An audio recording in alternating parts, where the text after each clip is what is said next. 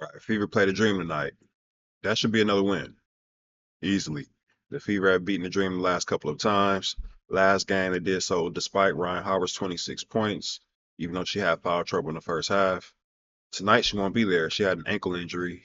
It's unfortunate that she's the second U.S. 3-on-3 player to have an injury in the last couple of games now. So it'll be interesting to see who they choose for their replacements. But as far as the Fever are concerned, it should be no issue for them. Tina Charles was completely ineffective against Aaliyah Boston last game. Easy win for the Fever tonight. It's really no question in my mind. It'd probably be a tougher game in Chicago just because of, all the hoopla surrounding that. The ticket prices are really high. It's going to be a sold out crowd. So, Kennedy Carter, she's a problem. Everybody seems to have a problem staying in front of her. Their offensive rebounding. That's more of a game that I think will be an issue for them on the road. And even that game, they should win. But this game tonight against the Dream, I'm not really sweating this one at all. They should execute and take care of business.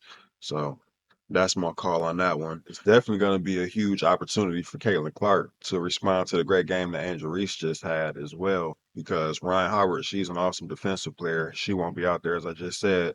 And so we'll see what she does against her replacements. She definitely needs a good game going into that matchup against Angel Reese just to kind of keep that Rookie of the Year race buzzing. Cameron Brink obviously dropped out. It's a two-woman race at this point. We all know it. Probably already was. So I want to see her step up. I know Nike and a few other corporations we won't get into, they want to see her step up. She needs that on her resume.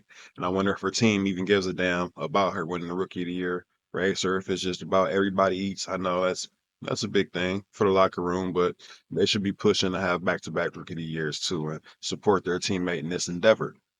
And I do suspect that they will. I mean, there's been some really strong bonding going on with the Indiana Fever. They all went to the U.S. Olympic swimming trials together before last game. Erica Wheeler presented the whole team with iced out Fever chains. That was cool. They have a lot of bonding going on right now. They seem to be having some breakthrough moments as far as chemistry is concerned. I saw Kelsey Mitchell after the game on Father's Day. She was breaking down how she was appreciative of some of the things that's going on around the team now that Caitlin Clark is there. Didn't seem like she liked it too much at first, but it's coming around too. I like it. I like what I'm seeing. I like what I'm hearing from the whole team, top to bottom. Haven't really heard much from Alyssa Smith as far as interviews lately. Those comments that she made about looking nice and purple, but we'll leave that alone for right now. Everything is going good, so let's just keep it that way. Connecticut Sun and the Las Vegas Aces, a lot more interesting. Well, I'll be watching them both, but I want to see what the Sun do against some of the better teams in the league. They've been beating up on.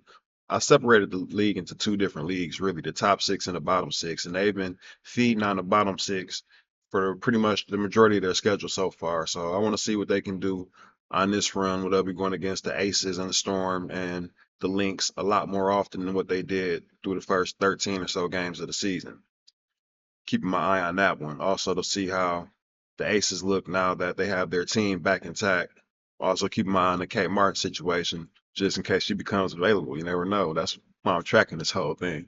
And by the way, last game, 10 minutes, zero field goal attempts, zero free throw attempts, 0 points. Let's just cut to the chase.